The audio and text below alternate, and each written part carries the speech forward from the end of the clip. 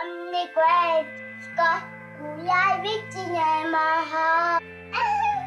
old are you today? 3. And what is your name? And where do you live? In Nebraska. Who's your mommy? Sonia. Who's your daddy? Daddy. Boppo. Who's your sister? Cassie. That was 8 years ago. Looking at Kolton now, you would have never guessed that he almost died in 2003. His father, Todd, tells about Kolton's near-death experience in the book, Heaven is for Real. And he started throwing up into the toilet, and at first we're like, okay, he's got the stomach flu, because the doctor said it was going around. Kolton's condition only got worse as days passed. His doctor discovered his appendix had burst. An infection was spreading in his body. Time was running out. And we knew we were in bad shape when they said, well, you need to come out to the hallway. They separated us from everyone else, and then someone came to us and started talking to us that we got to have surgery on your kid. It was tough. Seeing your boy be lifeless when he was a very vibrant child. And it was at that moment that we were looking at each other. I remember my wife holding Kolton in that hallway, just us. He's not even moving. We went to the surgery prep area, and I remember them hauling him away and him just yelling at me, Daddy, don't let him take me. Daddy, don't let him take me. And I went back to the pre-op room where we had left some stuff, and I was finally alone, shut the door, and I just broke down and I was mad at God. I just frustrated, fed up. And I remember telling him, I said, God, after all I've done for you, and now you're going to take my kid? This is how you treat your pastors? And I was calling our prayer chain. I was calling anybody that would be on the other line to get Kolton on the prayer chain because it was bad. We were there in the waiting room for an hour and a half, maybe. Then I remember the nurse coming out. Is Kolton's daddy out here? I'm like, yeah, well, Kolton's in recovery and he's screaming for you. And I'm sitting there with him. And I remember my son in that room then looking up at me and goes, Dad, do you know I almost died? And my first thought was, maybe overheard the nurse say that, or maybe they thought he was under anesthesia, and he wasn't. But it wasn't till 4 months after we got out of the hospital that we finally listened to our son. And that's where I got to see heaven. No, Jesus and some angels came and flew me up to heaven. And I said, so Kolton, what did Jesus look like? I knew that the first person I saw was Jesus. He was wearing white robes with a purple sash, and he just came down nicely and gracefully. Well, Dad, Jesus has markers.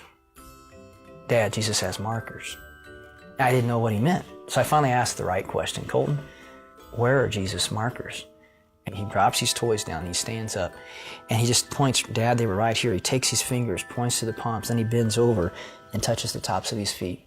And looks up to me, and that's where Jesus' markers were, Dad. When I was in the throne room of God to start with, so I got to see what that looked like.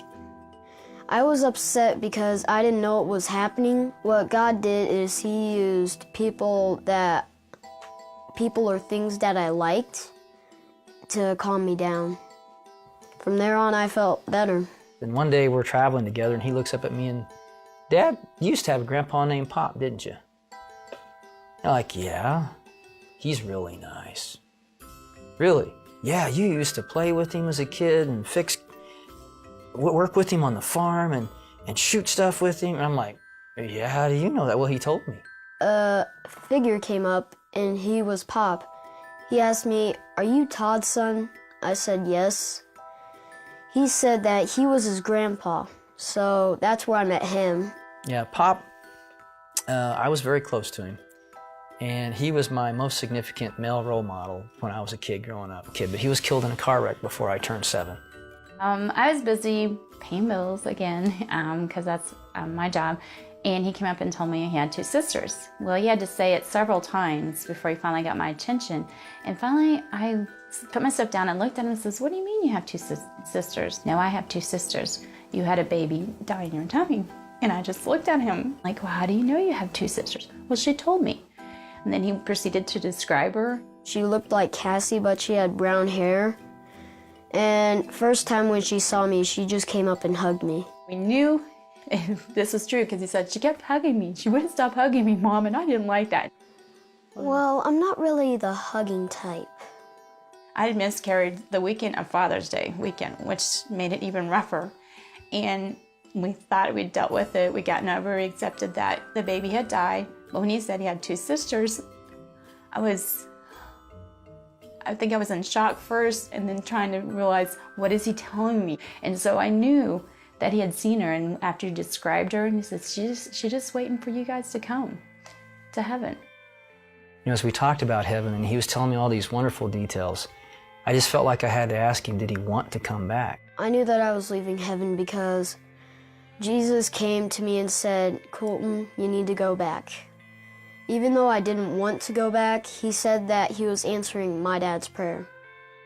I remember that prayer. That irreverent, that disrespectful, screaming at God prayer. I was like, he's answering that prayer?